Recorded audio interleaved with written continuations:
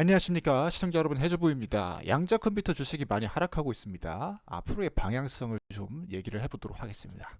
아이온큐 등 주가가 약세가 가고 있다. 미국 양자 컴퓨터 주식이 일제히 하락하고 지정학 리스크에 투자 심리가 위축되고 있다라는 내용의 기사가 나왔는데, 최근에 이란과 미국 간의 군사적 충돌이 확대되면서 주식시장에 영향을 주는 모습, 그리고 투자 심리가 위축되는 모습이 보여지고 있습니다. 아이온큐는 5%, 디웨브 퀀텀이 5%, 루게티 컴퓨터가 5%, 거의 5%에서 6% 정도 대부분의 주식들이 다 하락하고 있는 모습을 보여주고 있는 것 같습니다. 그래서 양자 컴퓨터 주식은 높은 성장을 기대로 하고 움직이고 있고, 또 이제 리스크가 좀 크다라는 시장의 생각과 그다음에 염려들이 있잖아요. 그래서 그러한 부분에 대해서 오늘 좀 말씀을 드려보도록 하겠습니다.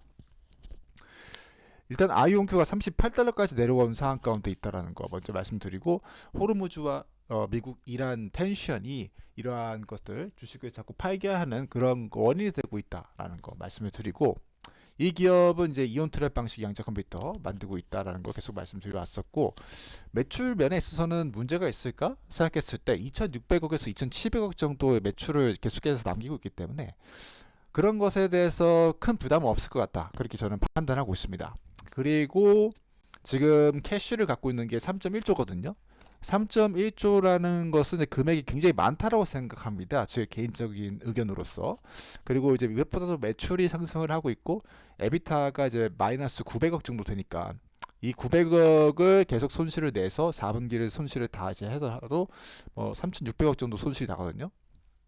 그렇게 천천히 현금을 다 소진해 려고 간다고 간단히 계산했을 때도 한 5년 정도는 지금 갖고 있는 돈으로 버틸 수는 있습니다. 그렇지만 문제가 바로 스카이워터 인수였는데, 이제 스카이워터를 반도체 파운드리를 자기를 인수를 하게 되면서 거기에 조금 들어갔던 문제들이 있었습니다. 주식수가 증가를 하고 기존의 주주의 지분율이 감소를 할 수가 있다. 그래서 투자자들이 좀 부정적으로 보기도 했는데, 그럼에도 불구하고 긍정적으로 볼 수 있는 거는 스카이워터라는 반도체 파운드리를 확보할 수가 있다. 그래서 그것을 통해서 매출도 창출을 할 수가 있고, 엔비디아처럼 반도체 공급망을 장악할 수 있는 밸류체인 가져가기 위한 전략적 베팅을 실현할 수가 있다라는 측면에서는 오히려 더 좋은 선택이 될 수도 있다라고 저는 판단을 하고 있습니다. 그래서 실질적으로 스카이워터가 만들어낸 매출과 기술 가치는 이번 인수의 금액보다 훨씬 더 강력하다라고 생각을 하고 있기 때문에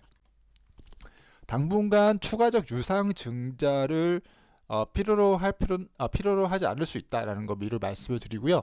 무엇보다도 블랙록이 많이 지분을 줄이지 않았고, 기관 투자자들도 지분을 지키고 있기 때문에 단기적으로 주가가 급락할 가능성은 크지는 않다라고 봅니다. 하지만 이제 1분기, 2분기 넘어갈 때 6월달에서 7월달 사이에 기관 투자자들의 움직임이 아직 확보가 되지 않았기 때문에 또 그런 것도 확정적으로 말씀을 드릴 수는 없습니다. 하지만 25달러, 10달러까지 내려갔을 때 또 그렇게 확신을 가지고 주식을 살 거냐? 또 그렇게 확답을 드릴 수는 없는 거거든요. 그래서 장기적 관점을 보고 투자를 한다면 또 나쁘지 않을 거라고 생각을 하고 있다. 현금적인 리스크는 그렇게 큰 편은 아니다. 하지만 주가의 움직임은 지켜봐야 된다는 거 강조드릴 수가 있겠고, 리게티 컴퓨팅도 요즘 주식의 가격이 굉장히 많이 내려갔습니다. 15달러까지 내려간 상황 가운데 있고, 엔터프라이즈 밸류보다 마켓 캐피탈이 아직 높기 때문에 아직은 약간 고평가 상태 가운데 있다는 거 말씀드리고, 또 시청자 여러분들께서 굉장히 많이 투자하시는 기업이죠. 1000개 이상까지의 초전도체 방식 양자 컴퓨터를 개발하고 있고 4세대 리더로 평가를 받고 있기 때문에 주의 깊게 보고 있습니다. 그리고 갖고 있는 매출, 내고 있는 매출이 4천억 정도, 그리고 손실은 140억 정도 내고 있고, 캐시는 5천억 정도, 그러니까 140억에 5천억이니까 연간 거의 400억 마이너스 내는 거고 10년 안에 소진 다 될 수 있는 거죠. 거의 규모를 봤을 때는 아이온큐랑 비슷한 이제 느낌이 된다라고 보시면 좋을 것 같고, 블랙록이 또 마이너스 3% 줄이긴 했지만, 기간 투자를 줄이긴 했지만 또 다른 기관들은 늘렸던 그런 상황 가운데 있었습니다. 그래서 리게티 같은 경우도 단기적으로 유상 증자를 바로 시행할 가능성은 낮다라고 보고 있고 15달러 정도 되고 있는데, 추가적으로 뭐 더 내려가고 있고 조정도 받을 수 있다라고 보지만 큰 이슈는 발생되지 않을까, 크다. 그리고 자나두 퀀텀 같은 경우도 지금 주식의 가격이 많이 내려오고 있고 또 어려움을 겪고 있는 상황은 많죠. 하지만 또 급락이라고 보기에는 또 그 내려가는 폭이 너무 적었습니다. 그래서 지켜볼 필요가 있다고 생각을 하고 있고, 여기도 마찬가지로 캐시를 5천억 정도를 갖고 있습니다. 그래서 이번에 뭐 최근에 승장된 기업이기도 하고 처음에 주식시장에서 돈을 끌어 모으거든요. 상장할 때 3조 정도의 밸류에이션의 평가를 받고 또 5천억 정도 이렇게 했습니다. 2,700억 정도를 또 그렇게 자본을 충당을 했었고, 그래서 총 5천억 정도의 캐시를 갖고 있기 때문에 이 캐시가 단기간에 증발해버릴 가능성은 없죠. 그래서 자나도 같은 경우도 광학 방식의 양자 컴퓨터 기술력 뛰어나다고 평가를 받았기 때문에 그런 기관 투자자들의 투자를 받았던 것이고, 또 로지컬 큐비트를 500개 이상 구현을 하겠다, 20만 개 이상까지 또 큐비트를 구현을 하겠다라고 얘기를 하고 있기 때문에 저는 뭐 충분히 잘 갈 수 있을 거라고 보고 있습니다. 이 기업 충분히 잘 갈 수 있을 거다 보고 있고, 아이온큐, 큐에라, IBM, 리게티, 구글 종합적인 양자 컴퓨터 플랫폼 기업으로 계속해서 성장할 수 있다라고 보고 있기 때문에 이 기업도 주식의 가격이 많이 하락하게 된다라면은 추가적으로 투자를 해줄 의향이 있다라고 생각을 하고 있고, 왜냐면은 그 주식의 하락의 원인이 그냥 단기적인 시장의 변동성이기 때문에 그렇게 할 의향이 있다라고 저는 말씀을 드립니다.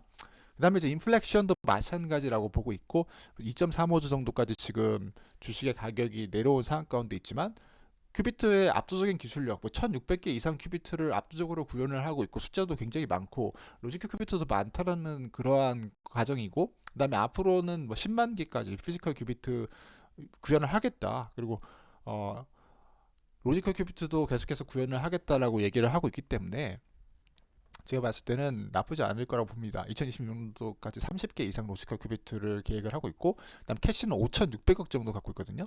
그러니까 양자 컴퓨터들 기업을 다 자세히 들여다보면은 매출이 거의 비슷하고, 아이온큐 제외하고, 아이온큐는 뭐 몇천억씩 내고 있어요. 근데 다른 기업들은 마이너스 140억, 마이너스 200억 정도의 이러한 레인지 안에 들어가 있고, 그다음에 캐시는 5천억 정도에서 1조 정도, 아이온큐는 3조, 제일 많이 보유하고 있는, 그래서 거의 비슷한 처지다, 비슷한 처지에 있는 기업들이다라고 보시면 좋을 것 같습니다.